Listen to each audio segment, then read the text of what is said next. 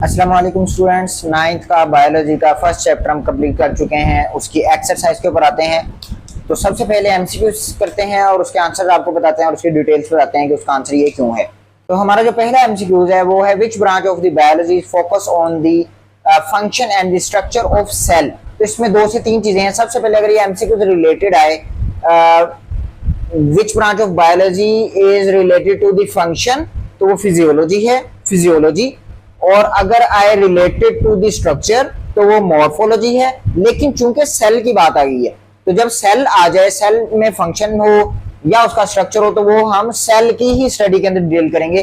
तो सेल की study is called, the study of the cell is called cytology. तो हमारा जो पहला एमसीक्यूज है उसका आंसर है साइटोलॉजी। सेकंड एमसीक्यूज है the study of the variation and the hereditary.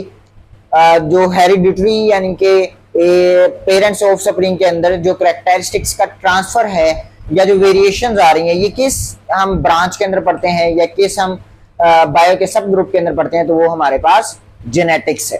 Genetics के अंदर हम इसकी स्टडी करते हैं।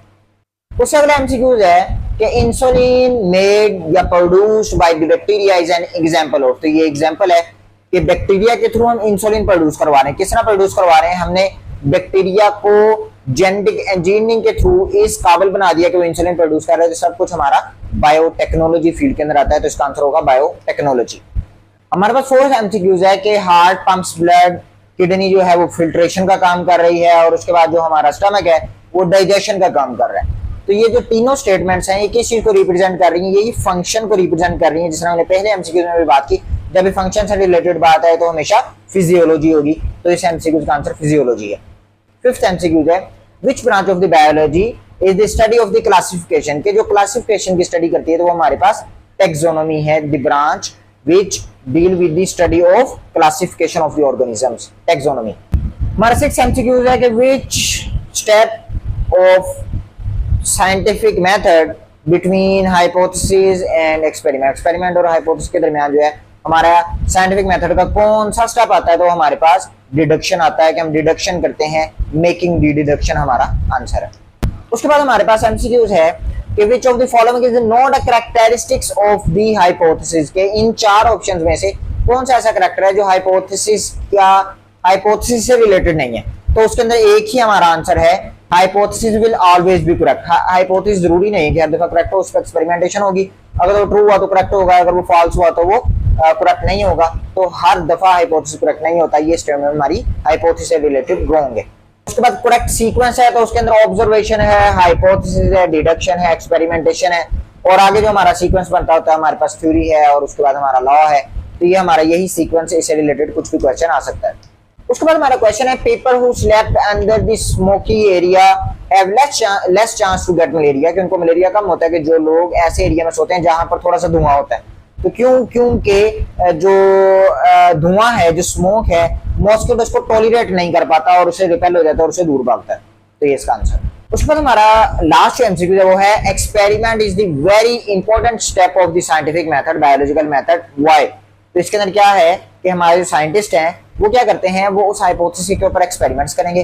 अब अगर तो एक्सपेरिमेंट्स होता है ट्रू तो उसको हम अगली स्टेज पे लेके जाएंगे। अगर वो प्रूव होता है रॉन्ग तो ये प्रूफ कैसे होगा कि वो ट्रू है या फॉल्स है?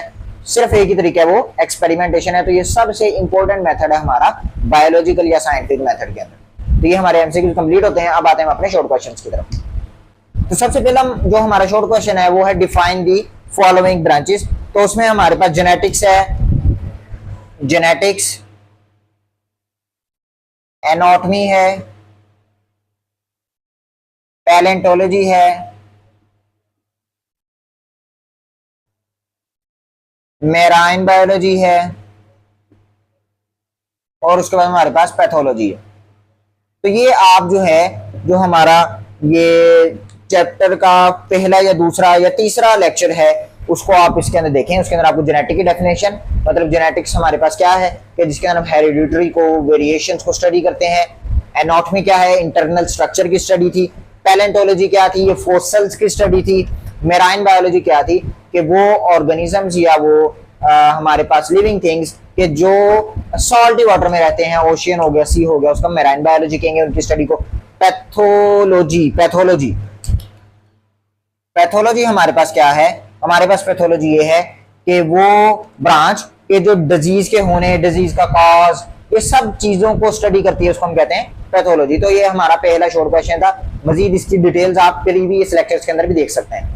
उसके बाद हमारे पास जो नेक्स्ट शॉर्ट क्वेश्चन है वो है which branch of the biology is deals या involved in the study of development and the stages of the development and until the hatching of the egg, यानी कि फर्टिलाइज होना, एम्ब्रियो बनना, उसके बाद एग के अंदर जो है वो चिक का डेवलप होना, और उसके बाद उसका हैचिंग यानी कि वनडे का फटना और चूजे का बाहर आना, ये किसमें हम डील करते हैं। तो ये सारी की सारी जो है हम ये एम्ब्रियोलॉजी जो हमारी ब्रांच है बायोलॉजी की, उसके नाम इसको डील करते हैं। उसके बाद हमारा एक कॉन्सेप्चुअल क्वेश्चन है, how the profession of biology dentist, how the profession of surgery and medicine is different from the animal husbandry.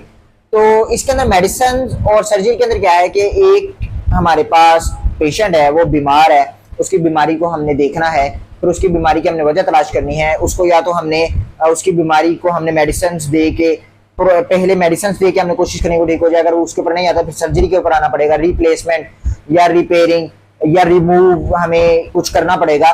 तो ये है हमारा ये वाला मेडिसिन और सर्जरी वाला जो प्रोफेशन है। जबकि जो एनिमल हस्बेंड्री, इसके अंदर हम एनिमल की केयर करते हैं और उसकी स्पेसिफिक ब्रीड्स को हम मजीद जो है डेवलप करवाते हैं और उसकी ख्याल करते हैं और उसकी प्रॉपर जो केयरिंग होती है एक फार्म पे। तो ये एनिमल हस्बेंड्री इस तरह से उससे बिल्कुल अलग फील्ड है।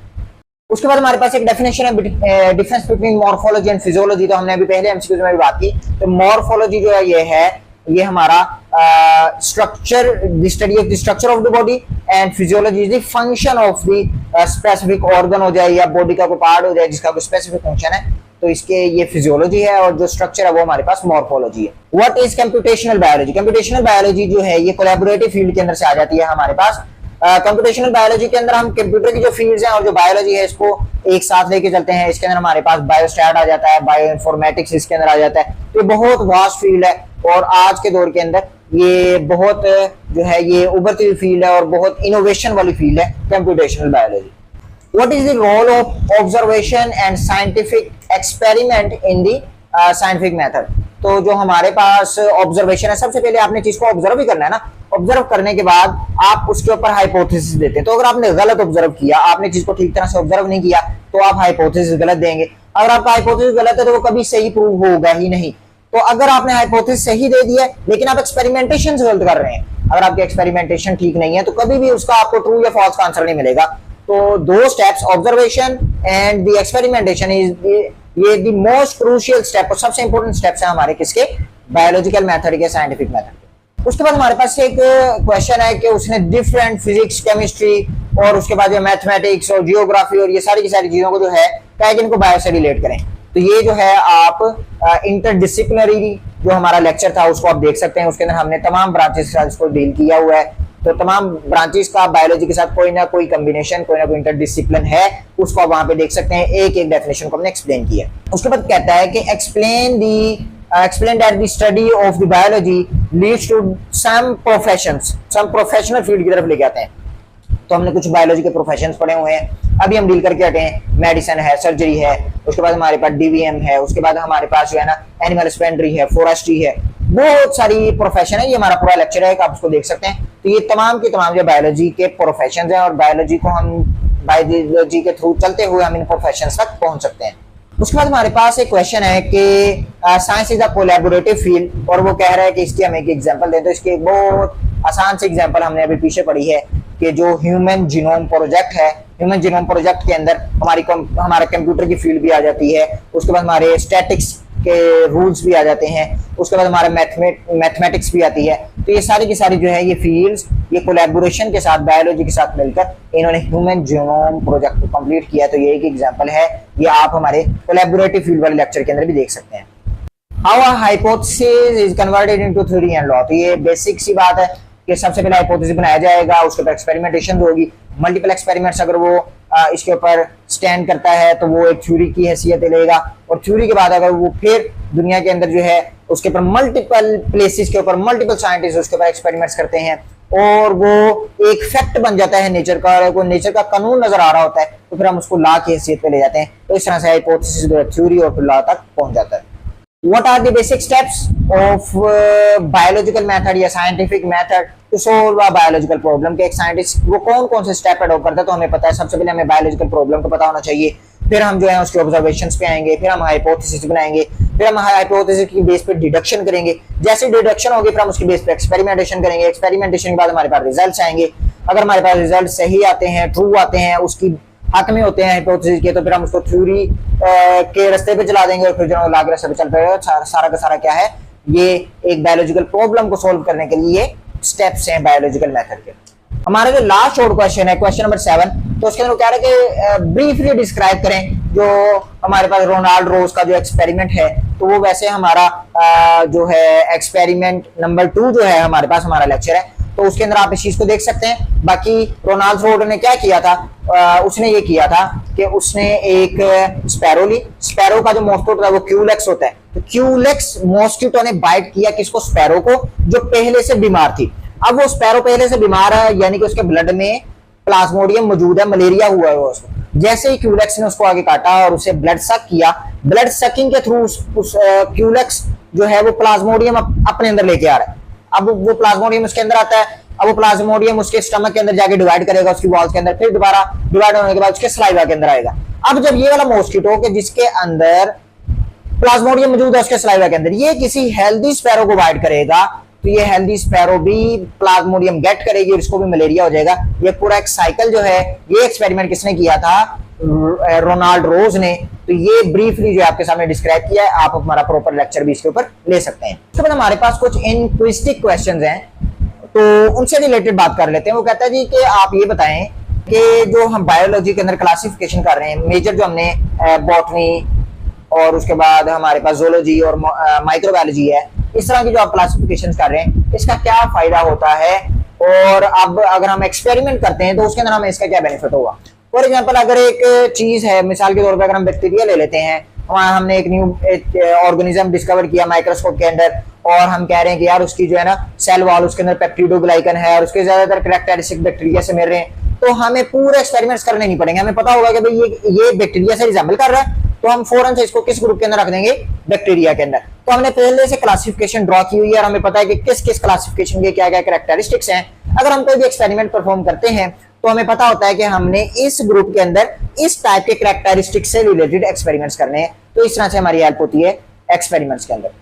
क्वेश्चन नंबर 2 है, थोड़ा कॉन्सेप्चुअल है कि अगर हमें पता है कि यहाँ एक प्लांट है कि वो शेडी के अंदर, यानी कि थोड़ा जो कम धूप वाला एरिया है उसके अंदर जो है वो ज्यादा अच्छा ग्रो कर रहा है, जबकि उसको आप एक्सपोज कर दें मुकम्मल धूप के साथ, तो किस तरह से परफॉर्म करेंगे। सिंपल है, आप उसके 2 से 3 या 4 से 5 प्लांट्स लेंगे, कुछ को आप जो है वो धूप के अंदर रखेंगे, कुछ को आप शेडी एरिया के अंदर रखेंगे, और आप रोज के बेस पे उनको न्यूट्रिएंट्स भी देंगे, उनको वाटर भी देंगे, और उसके बाद आप उनकी ग्रोथ को ऑब्जर्व करेंगे। जैसे जैसे आप उनकी ग्रोथ को ऑब्जर्व करते जा रहे हैं, आपको दोनों की ग्रोथ के अंदर फर्क नजर आएगा और आप उसको रिपोर्ट करेंगे और आप ये बताएंगे कि भाई ये प्लांट शेडी एरिया के अंदर ये देखें ज्यादा ग्रो कर रहा है, जबकि वो जो हमारे सनलाइट के अंदर पड़े हैं वो कम ग्रो कर रहे हैं। तो इस तरह से आप इसको देख सकते हैं। ये हमारी एक्सरसाइज थी, एमसीक्यूज हमने देखे, हमने शॉर्ट क्वेश्चंस देखे, हमने कुछ कॉन्सेप्चुअल शॉर्ट क्वेश्चंस देखे।